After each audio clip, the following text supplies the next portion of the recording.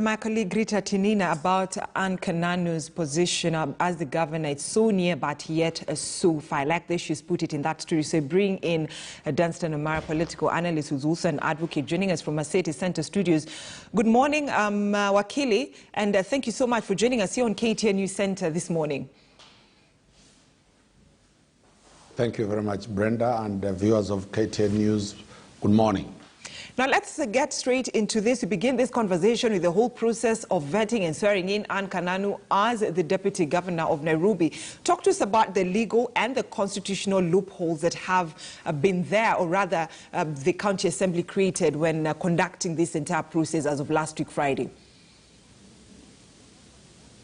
Thank you very much, Brenda. I wouldn't want to go to the articles on the sections one by one because I'm addressing citizens who might not be lawyers. But in a summary, one, the mistakes that Harvey and the Law Society of Kenya highlighted to the court, and the court agreed with them, are the following. One, when Anne Kananu was nominated to be a deputy governor, she was supposed to be a deputy governor of Sonko. Sonko is no longer a governor. So there can never be somebody being appointed to be a deputy of nobody. That is one of the issues they raised.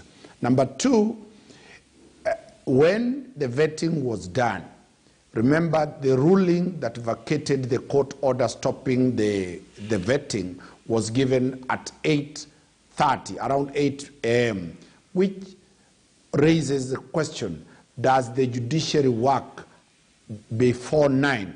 All courts start officially at 9. So that was also raised.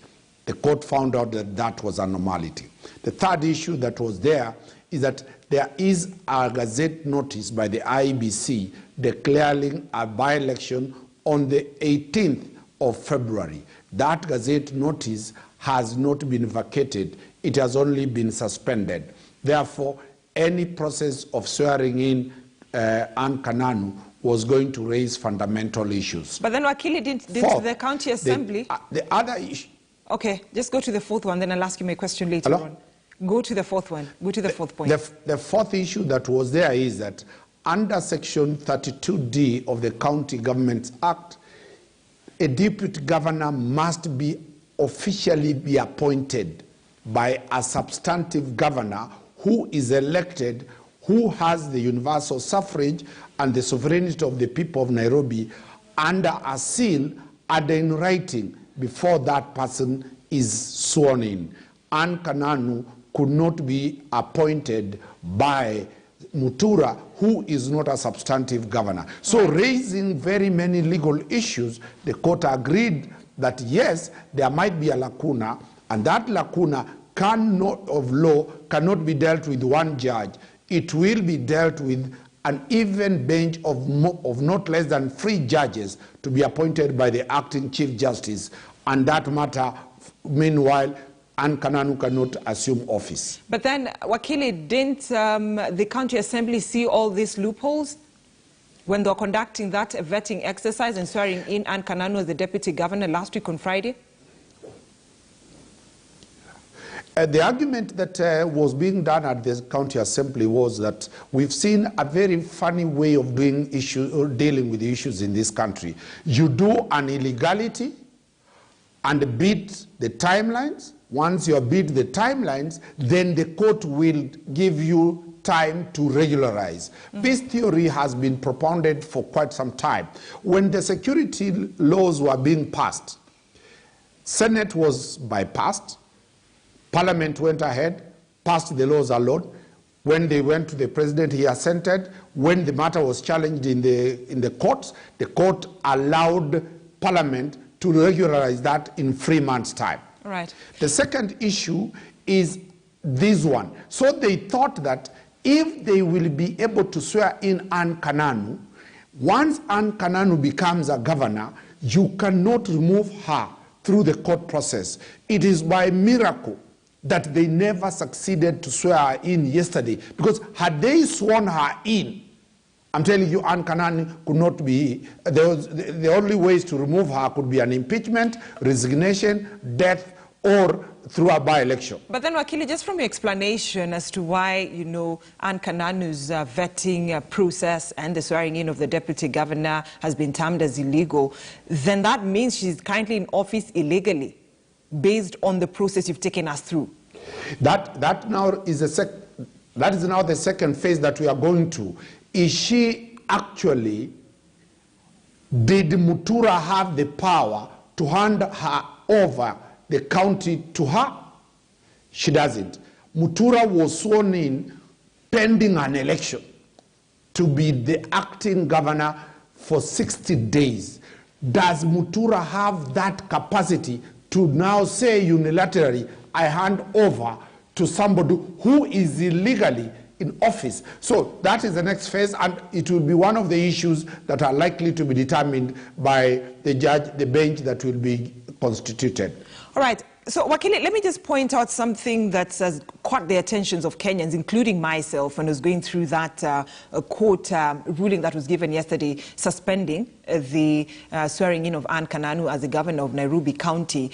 The same judge, Justice, who gave the ruling that paved way for her vetting, is the same judge who's now again stopped the swearing in of Anne Kananu, and we're talking about the first ruling that paved way for her vetting and the swearing in being done at 8:30 before 9 a.m., the usual time for the courts to operate. So it begs the question, same judge, different rulings, why? Well, it raises really a paradox. It is a matter that we are yet to get the facts. Was the judge seized of the facts when he made that ruling? Did the lawyers move him to say that give us a conservatory order? If a judge was never moved, then the judge is right. Judges have no ears. Judges have no eyes. Judges must be told, this is what we want. That is the benefit of doubt the judge has. And later, when LSK moved in and brought out the position of the consequences of his decision, the judge moved very fast and now said, stop the swearing in. So we do not know exactly the reasoning of the judge in the earlier decision. But right, as I'm saying, the judiciary sometimes will make a mistake and the politicians will take advantage. While the court was in utmost good faith, the judge could have provided for a conservatory order. But that the judge now has provided, the same judge, conservatory orders, then we are saying, let us battle this matter away from a one-man judge to a 3 or 5 or 7 judge bench to deal with the matter. But it raises serious questions on how the judiciary makes decisions. All right, but then, Wakili, if I may take you back memory lane when, the governor nominated Anne Kananu Mwende as the deputy governor nominee for Nairobi County, the DPP already, had moved to court saying that this is illegal. The governor is actually overstepping his mandate because he was already blocked by the court from conducting any duties as the deputy governor in the office. So as from the onset, her nomination was an issue that was raised by the DPP himself. You see, from the onset, the first, Brenda, where we are is that when Mike Sonko, then governor, was charged in anti-corruption matter, Justice Mumbi Ngugi clearly affirmed the decision that Mike Sonko cannot access his office. The definition of accessing his office is that he cannot exercise the sovereign position and functions of the governor. So the question is, did Mike Sonko have the capacity to nominate Anne Kananu?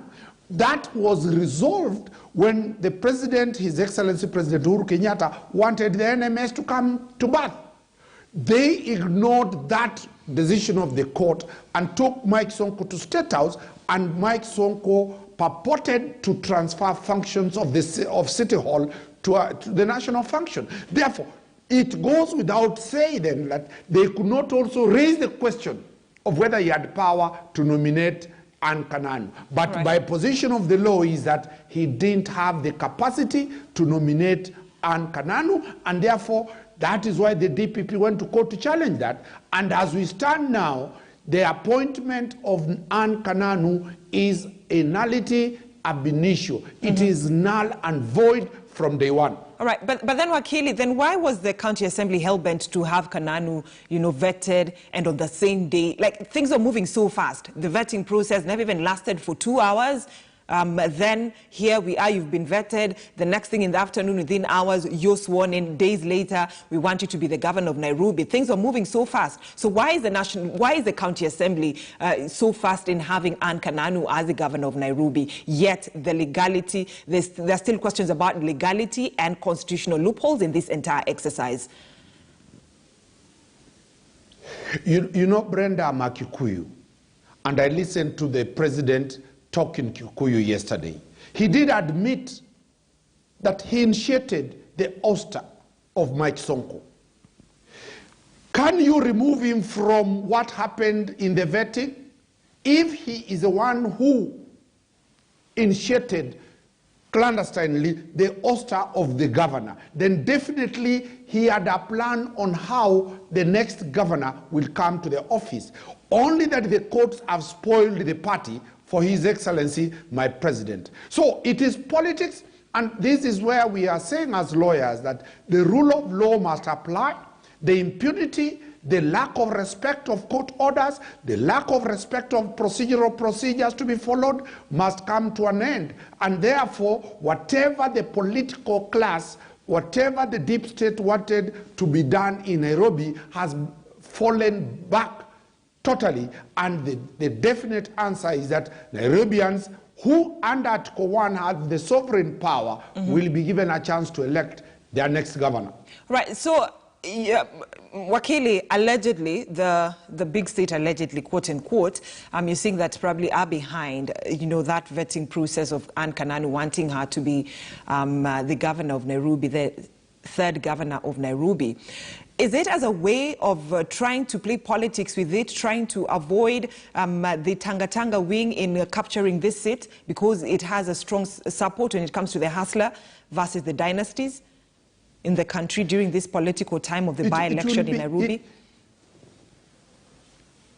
Anybody who will want to go head-on in Nairobi with the hustler, anybody who will want to go head-on in a by-election with the hustler plus Sonko combined together with Margaret Wanjiru and the church combined together and the narrative of the hustler movement will be committing political suicide.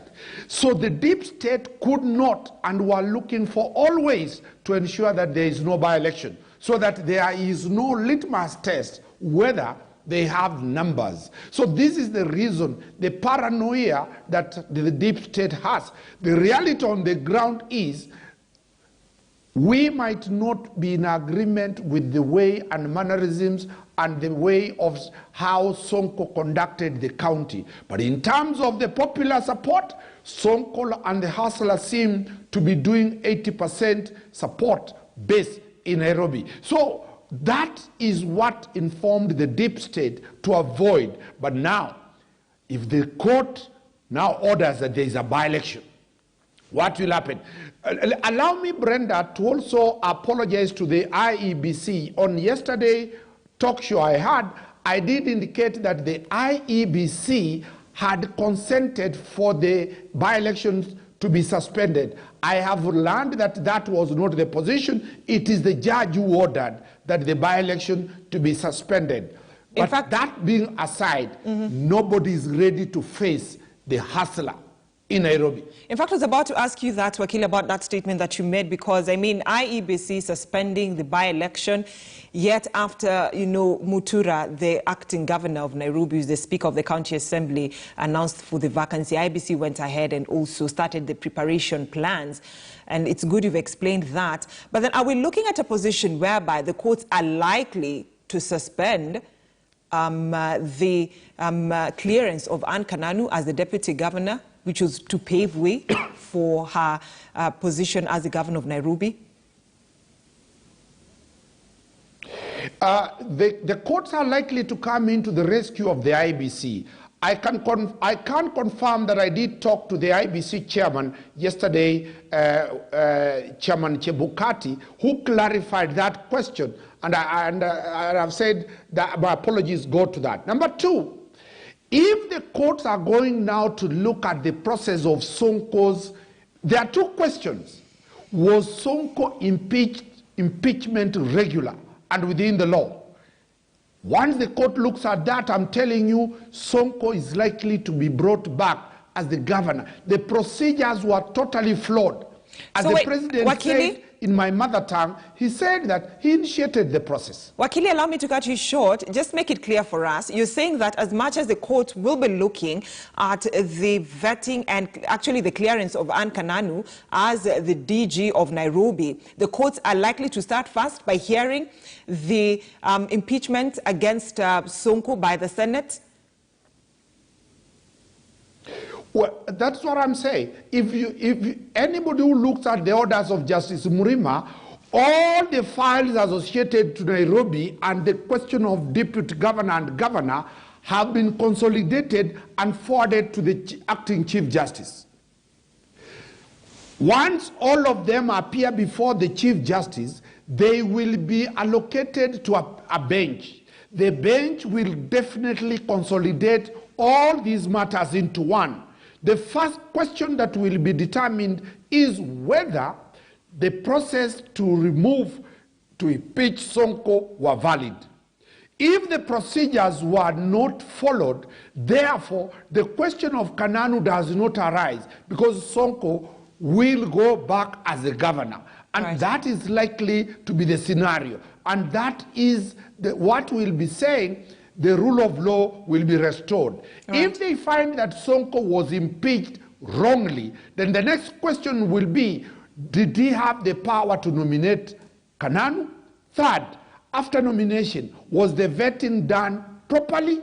And lastly, was there a governor to appoint her as the governor, deputy governor? All right, so let's look at the political intrigues that are happening, the interest that Nairobi County has for both the Jubilee Party and the ODM Party, because we saw the ODM Party now demanding for a slot of the deputy governor's position should Anne Kananu Mwenda become the governor. So should the courts go ahead and probably nullify that swearing in of Anne as the DG, what would this mean for the president who came out to say that he was behind, that ouster of Governor Mike Mbuvi Sonko, the former governor?